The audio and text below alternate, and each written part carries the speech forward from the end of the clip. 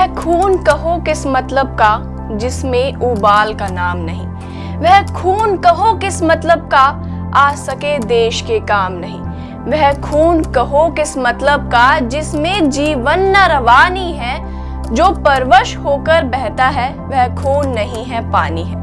उस दिन लोगों ने सही सही खून की कीमत पहचानी थी, जिस दिन सुभाष ने बर्मा में मांगी उससे कुर्बानी थी। भारत को अंग्रेजों की गुलामी से मुक्त कराने में महत्वपूर्ण भूमिका निभाने वाले नेताजी सुभाष चंद्र बोस के बलिदान को देश कभी नहीं भूल सकता। खैर वो अलग बात थी कि कभी भी उनके और गांधी जी के मध्य नहीं बनी। जहां एक और तमाम लोग उस समय सरकारी नौकरी पाने की ख्वाहिश रखते थे, वहीं नेताजी ने आजादी के संग्राम में शामिल होने के लिए भारतीय सिविल सेवा की आरामदेह नौकरी ठुकरा दी। भारतीय सिविल सेवा, जिसको आज की सबसे टफ एग्जाम्स में एक माना जाता है, उस समय नेताजी ने पहले ही अटेम्प्ट में चौथा स्थान प्राप्त किया था।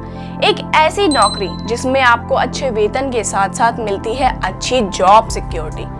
जलियांवाला बाग हत्याकांड का उनके जीवन पर गहरा असर पड़ा, जिसके बाद ही उन्होंने स्वतंत्रता संग्राम में हिस्सा लेने की ठानी। गांधी विरोधी होने की वजह से और स्वतंत्रता संग्राम में भाग लेने के कारण उन्हें शायद ही किसी से कम तो नहीं लेकिन 11 बार जेलों में बंद रखा गया था। इन सभी के बावजूद नेताजी को भारतीय राष्ट्रीय कांग्रेस का 2 बार अध्यक्ष चुना गया था। साल 1941 में उन्हें एक घर में नजरबंद करके रखा गया था, जहां से वे भाग निकले। महात्मा गांधी और नेताजी सुभाष चंद्र बोस के बीच गहरे मतभेद थे। मामला यहां तक पहुंच गया था कि गांधी जी द्वारा कांग्रेस पार्टी के प्रस्तावित अध्यक्ष पदीय प्रत्याशी को हरा दिया। हालांकि नेताजी अध्यक्ष पद का चुनाव जीत चुके थे, मगर फिर भी उन्होंने कांग्रेस पार्टी से इस्तीफा दे दिया।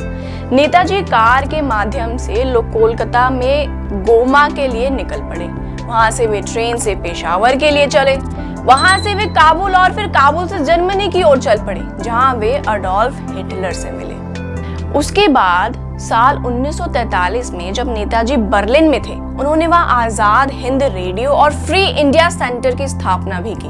अपने देश से बाहर जाकर भी उन्होंने अपने भीतर से आजादी की भावना को खत्म नहीं होने दिया। नेताजी जर्मनी से जापान वाया मेडागास्कर सबमरीन के सहारे यात्रा करते रहे। उन दिनों इस तरह की और इतनी लंबी यात्रा में बड़े खतरे हुआ करते थे।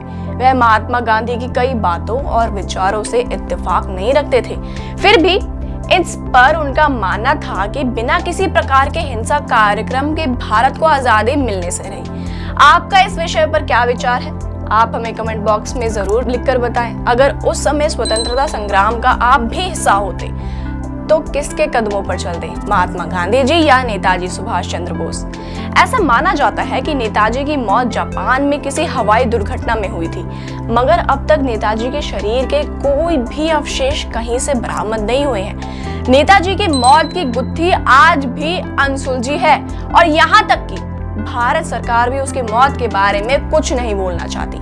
ऐसा मानना है कि नेताजी सन 1985 तक जीवित रहे, जहां वे भगवान जी के रूप में फैजाबाद के एक मंदिर में रहते थे।